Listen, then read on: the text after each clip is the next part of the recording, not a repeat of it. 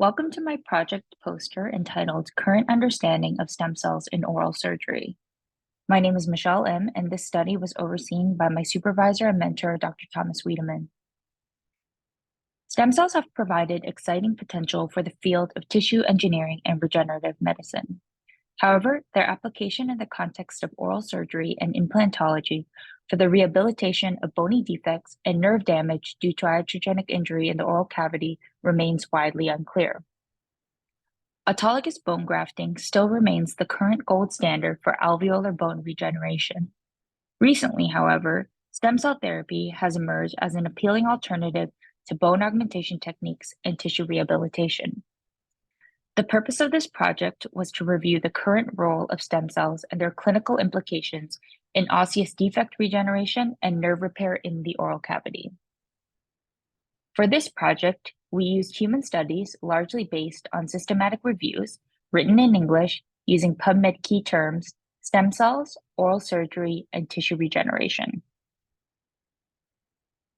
Mesenchymal stem cells can be derived from a number of different tissues, whether from adult sources such as muscle, bone marrow, adipose tissue, bone, or the oral cavity, or perinatal sources such as embryonic or fetal tissue. Once isolated from these various sources, they can undergo one of two defining features of a stem cell.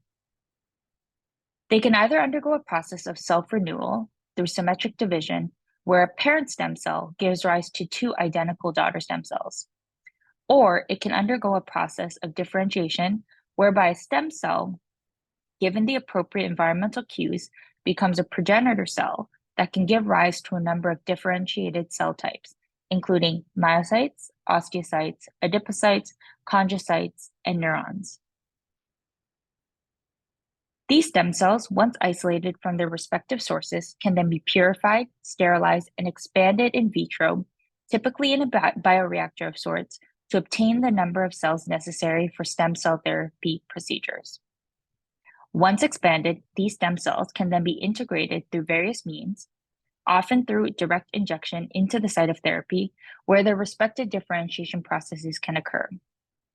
For the purposes of this study, we were interested in the capacity of these stem cells to differentiate into osteoblasts to partake in bone augmentation, or neurons to aid in nerve regeneration. So what does the current literature show with respect to the role of stem cells in bone augmentation?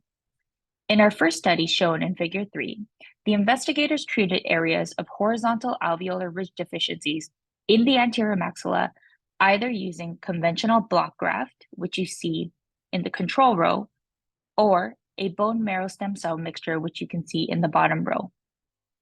Alveolar ridge width gain was assessed at 4-month reentry, shown in panel B, which demonstrates that both control and stem cell treated ridges showed significant bone gain after treatment. In Figure 4, we see a study whereby intrabony defects were treated with either collagen sponges alone or supplemented with dental pulp micrographs. Subpanel 5 shows radiographs 12 months after treatment. Panel B, we can see significant improvements in residual probing depths and clinical attachment loss gain of intrabony defects 12 months after treatment with dental pulp micrographs. Figure 5 shows micro-CT results of alveolar cleft bone defects of rabbits that were filled with either nothing, bone collagen particles only, or human umbilical cord-derived mesenchymal stem cells, 3 months and 6 months after surgery. In panel B, we can see a significant increase in percentage bone trabeculi, as well as bone mineral density 6 months after surgery with both treatment with material and even more so with the stem cells. Taking all these findings together in Figures 3, 4, and 5, we can conclude that mesenchymal stem cells provide a promising alternative to bone augmentation that does not necessarily compromise on both bone quality and bone gain. With respect to the role of stem cells in nerve regeneration, this topic remains relatively novel. In Figure 6, this shows the results of one study whereby investigators transplanted a biodegradable PLGA tube into a 7 millimeter gap of a facial nerve in rats. The PLGA tube contained either collagen gel alone or embedded with dental pulp stem cells. In panel A, we can see clinically and via immunostaining the regenerated nerve of both treatment groups. Panel B shows a regenerated facial nerve 9 weeks after the PLGA tube supplemented with dental pulp stem cells, as well with immunostaining. Panel C shows osmium toluidine blue stained samples of both an intact facial nerve, which we see above, and a regenerated facial nerve 9 weeks after transplantation of a PLGA tube supplemented with dental pulp stem cells. So what conclusions can we draw from this?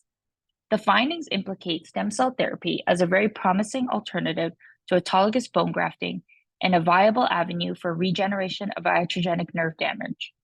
The current literature suggests that the pluripotent potential of stem cells remains a hopeful turning point for multiple applications in oral surgery and implantology.